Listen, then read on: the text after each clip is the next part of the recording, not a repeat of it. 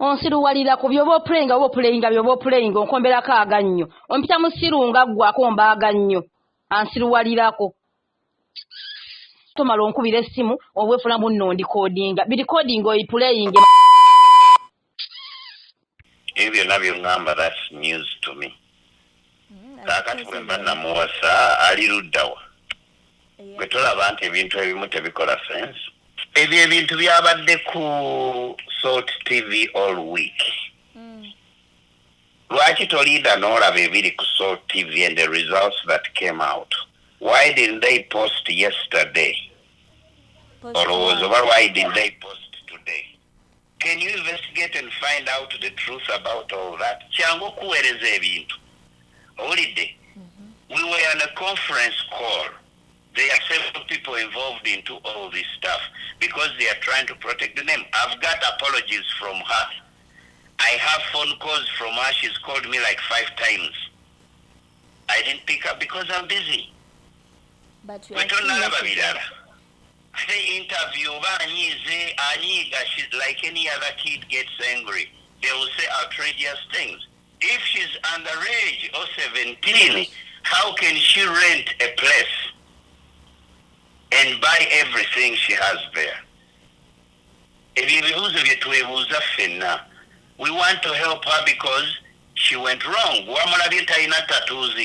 She didn't have those tattoos. She has tattoos and the pins in the... Aunties honestly. Banaye, mwandi yambe muyambe, nga artisti wamwe, nga abalala bendabye ku TV who are getting spoiled.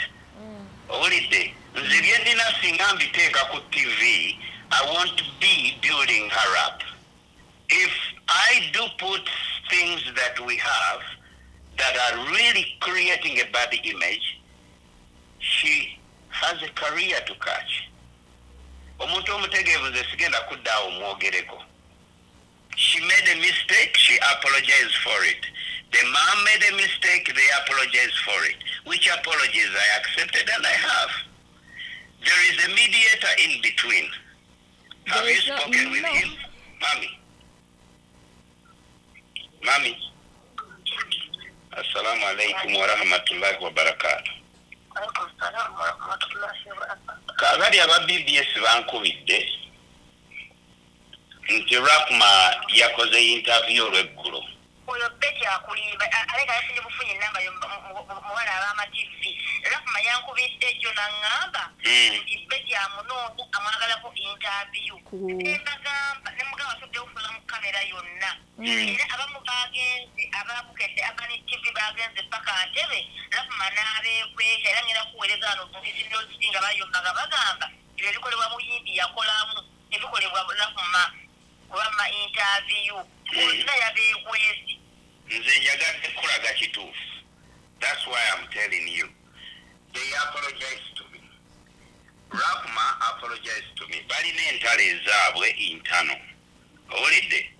Nze nayingira mu family. I was called by them. Not that I threw myself there. Owulidde? I have all facts.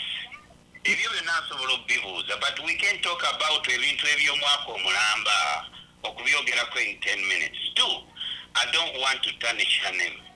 That was her mother. Tomuwulidde? Ate kati nziremu ebyo. It's night. I have work to do. I also work like everybody else. Kyenkoze kisoose owulidde what she just said. Sinze mbyogedde. Byayogedde bikumala okutegeera nti there is a confusion. Owulidde akugambye Rahmah byagambye agambye kampereze voice notes about what happened in America a long time. I understand all that stuff. Naye nze sibimalirako budde sijja kulimba. I don't really waste my time on such things. Era n'ebyassault bwe byaliwo, I didn't waste my time. I just did what I did because I know what the truth is. Owulidde? They are facts. Kasitagwa omuwulidde sinze mbadde njogera. I speak with them every day bankubira. They are upset of what happened. They are upset of the consequences. They are upset of whatever is happening. And I'm just in there, caught up in a mix. I am. So who's Naye pulling ate who? Sigenda kola, to be honest with you, is to go out and tarnish people's names. No, that's not who I am. Era njagadde owulire. That's why I called her. I can call Rahmah too if you wanted me to. Nze nina already audios bazimpereza tulina group yaffe. At the end of the day, everybody will call, netutura, what's happening, tukoze tutya. What I wanted to do is rebuild her name because she's destroyed her name. Comment Simbi, abantu bogera bubi, yes, it's my money. I don't really worry about the money. Now, yeah, there are so many other things that are hidden. People don't know. The marriage was all about getting papers. I'm not married, and things didn't go well because ayagala tuchisuse like married chigendere dala maso, and I couldn't do that. So I had to stay independent.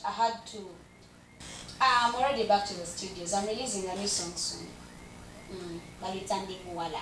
Uliriza. Oluyimba nze naluproducinga. I'm a musician too.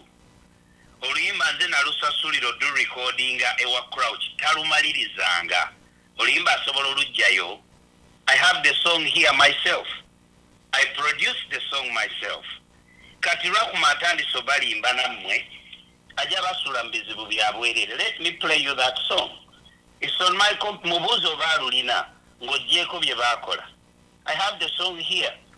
Kimenya amateeka era omuntu yenna nga akawa emyaka 18 17 n'okudda wansi mu mateeka agakwalibwa nga abamwana era bwe zisangibwa nti waliwo amuwasizza oba awasizza bw'aba mulenzi etteeka liba livunaana abo bonna abeenyigira mu bikolwa nga bino naddala abazadde abamulinako obuvunaanyizibwa bweba nga tebavaayo kuba nti no bategeeza ku poliisi. So ensonga eyo tukimanyi tetubadde tetugimanyiiko, naye kyenyinza okutegeeza eggwanga oba abalaba TV eno nti tujja bba tugigoberera era poliisi yaffe ne beefunye obujulizi nawo bwe babeera ebeesobola okugenda neesobola okuba nti nno erondoola abantu bano n'okulaba nti n'omwana oyo agiwa yonna gye baamuwasiza. Tukimanyi bulungi ebintu ebimu ebisinga osoomoza eggwanga nti amawanga agasinga mu ggwanga Uganda gakyali mu nteekateeka ez'okuba nti nno gafumbiza abaana abatannetu. So kyakusoomooza ddala naye bwe tuba tulina obujulizi otufunye nti kibaddewo tuvaayo era ne tusobola okuba nti no tuvunaanaawo bonna tukwata ne tusiba abo